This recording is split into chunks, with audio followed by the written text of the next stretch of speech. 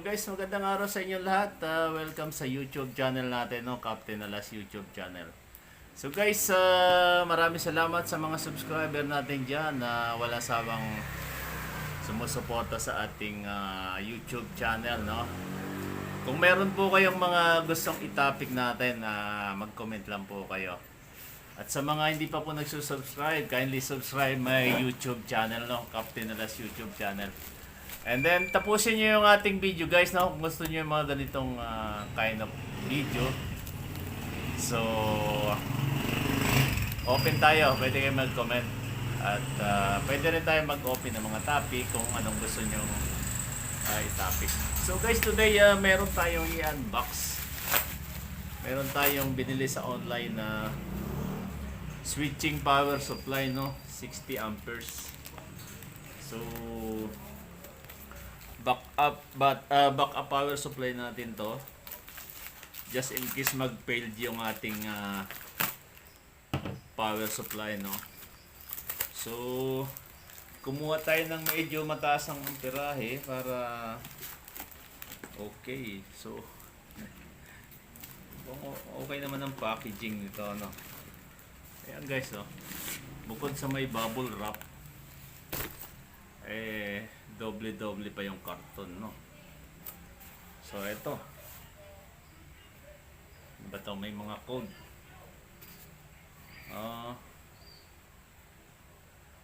Okay, ano ba ito buksan?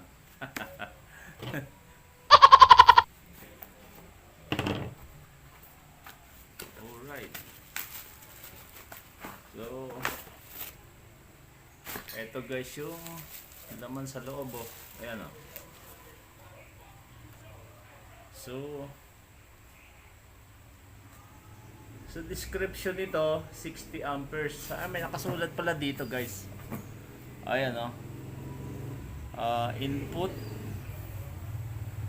170 to 250 volts, 50 to 60 hertz, no? DC output 12 volts, 60 amperes. So sealed siya. May built-in blower. And wala pa lang siyang cable dito, no? So hindi kasama sa pagbili din. May adjustment din dito. Pwede i-adjust yung bolt, no? So hanap tayo ng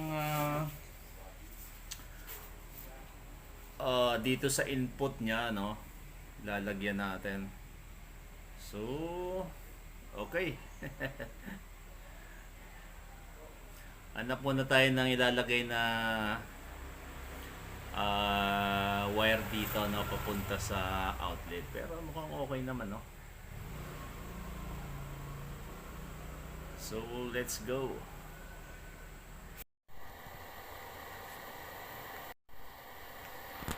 So guys, ito na yung ating switching power supply, no. Nalagyan natin ng wire. And nakasaksak na siya, ayan, no. So naririnig ko yung blower.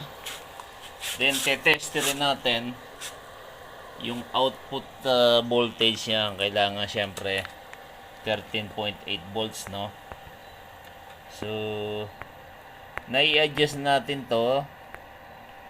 Ayan siya, oh.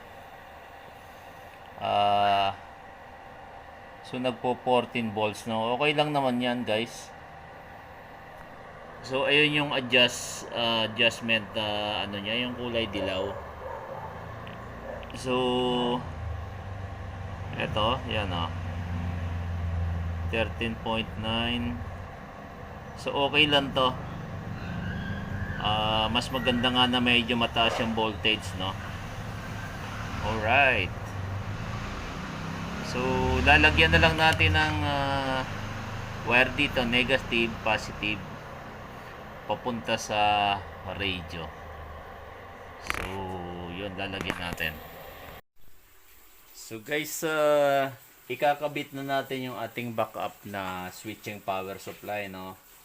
So papakita ko sa inyo paano gagana to. just in case mag-fail tong 50 amperes ko Zebra, no. So tara, pakita natin. So guys, ito yung ating power supply, 50 amperes Zebra, no. So naka-hook up po yan sa ating mga radio. So isa lang ang ating power supply, no. Pasensya na, medyo magulo yung aking radio room. Medyo hindi maingay. Medyo magulo yung aking radio room. Ngayon, meron akong backup na 60 ampere switching power supply. Ito yung wire papunta sa outlet.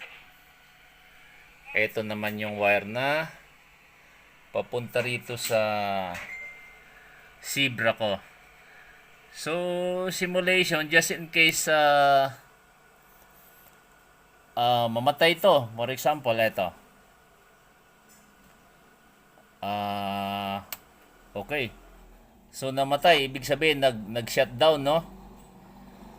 So walang power ang aking mga radyo. So tatanggalin ko rito sa outlet. Ito 'yun eh. Tapos ito guys, sasaksak ko siya. Ayan. Gumagana ngayon yung 60 amperes kong switching. So nakakonekta sa power supply. Ayan. So may power na ulit. No? So yun lang, hindi na kailangan mag-installation ako sa iba kong mga radio. Okay, gumagana na lahat yung radio. Ito yung papunta sa outlet, then connected sa switching power supply, no. So ganong gumagana ang ating tingnan natin ilang volts. So ayan, 13, kita ba, 13.9 volts. So malalaman din dito sa ISO yan, no? Once na switch off mo yung, ayan, no? I-off natin, no? Pag inon mo yung radio sa ISO 2980, ayan, no? 13.8 volts. Ibig sabihin na nagsusupply siya ng 13.8 volts.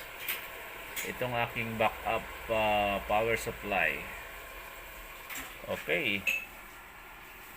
So naka-off po yan, Zebra ko, naka-off. Pero meron tayong backup na switching. So aandar pa rin ang ating radio station. So testingin natin. Testingin nating break any station.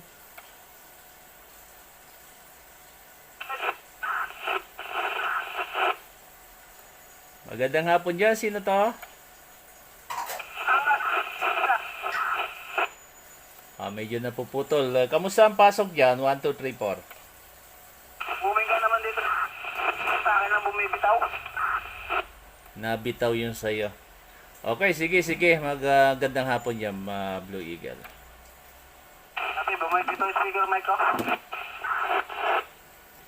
So, ayan guys. Okay ang ating backup power supply.